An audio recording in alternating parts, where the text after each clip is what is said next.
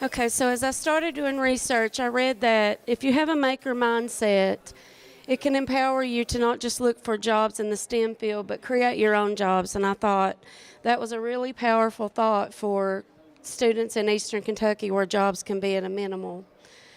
So I started looking at how could I, as their teacher, provide them with a strong foundation in STEAM concepts so that they would have the background they need to be competitive in the 21st century world.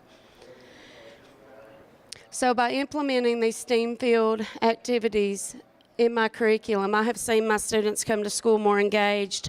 They come back the next day and say, can we do that again today? Or can we do this on Friday? Or if they have free time, they ask if they can get those materials out and use them. They have also come and talked about practicing Scratch, which is an online coding program, while they're at home. So I can definitely tell that they're more engaged and that their interest is sparked in the STEAM field activities, by the STEAM field activities. So here's a picture of some of my students. At the beginning of the year, I really work hard on establishing strong teamwork, my kids working together, everyone getting along. I do a lot of lessons trying to build a growth mindset and have them believe in the power of yet. If they can't do something right now, if they work hard, they can do it as long as they do not give up. So I like to start with an activity called Saving Fred. If you're not familiar with that, they have to put a gummy lifesaver around a worm without touching it. They can only use, because Fred can't swim and he's trapped on his boat, and they can only use paper clips. So I had some teams get frustrated, and those teams only had a couple of strong students that were trying to do all the work. And they eventually realized it takes everyone working together for them to be able to get the preserver on Fred. So it's a really good activity to start your year out when you're trying to build your teamwork and have that growth mindset of not giving up. And some literature I use for the same thing is a series of books by Andrea Beatty. She wrote Iggy Peck Architect, and she says in an interview that I watched that she saw a picture the illustrator had done of this class full of kids, and she thought there's a story behind all of them. So she's developing other stories. And the two I use the most are Iggy Peck Architect and Rosie Revere Engineer, and they talk about kids in an elementary school that faced problems, but they didn't give up. We had a science fair this year, 3rd and 4th grade, the first time since I've been at my school, and this is my 16th year.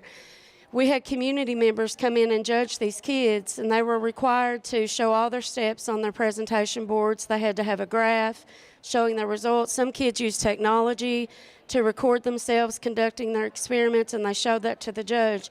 So as the judges walked around, they could ask them questions, and the kids they did a fabulous job answering and really knowing about their experiment and the steps they went through to do it. And around Thanksgiving, we read a book. I try to bring literature, even though I teach math and science, I try to incorporate it all whenever possible. We read Balloons Over Broadway, which is a book about the Macy's Day Parade.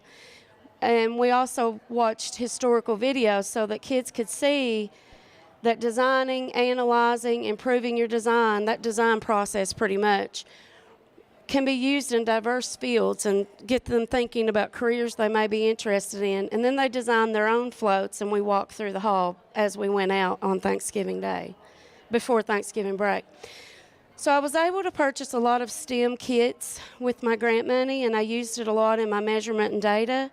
They built things like towers, houses, blueprints, and then they had to find the area and perimeter, and they created graphs based on their group's measurements. Then I would ask them to brainstorm questions they could ask someone about their graphs, and they would trade with other groups and answer each other's questions.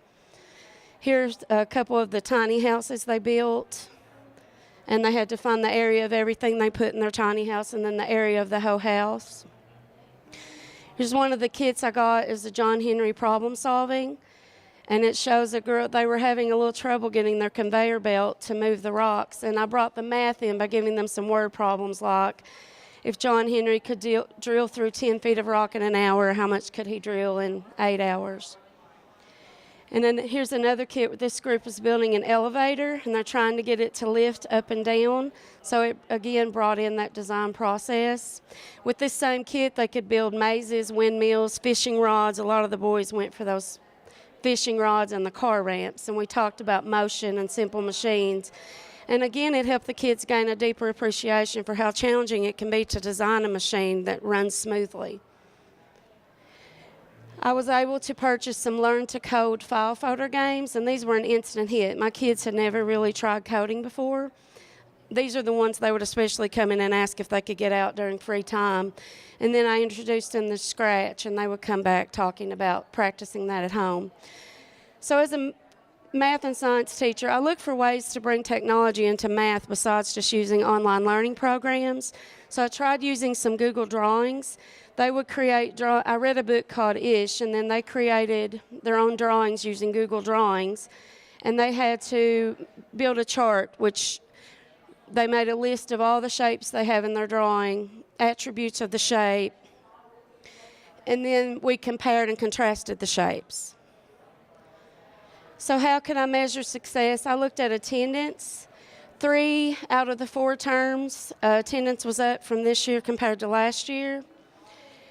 Our MAP growth, third grade students, this is from winter to spring. We have an average of 28.56 RIT growth points. We had 9 students that grew 40 plus points since winter. So I put in my grant that I would use walk-through notes and feedback as a measure of success. So I got things like, you have great management, conversations are amazing, relevant. You do great at facilitating a student-led classroom. My principal put a shout out in one of her weekly emails, thanks for always having engaging lessons. So that meant a lot to me because our instructional time is limited, and I want every minute in my classroom to be rigorous, relevant, and engaging for my kids. So I'm still looking for more and more ways to continue to be innovative and inspire my kids to go do anything they want to do. Any questions? Thank you all.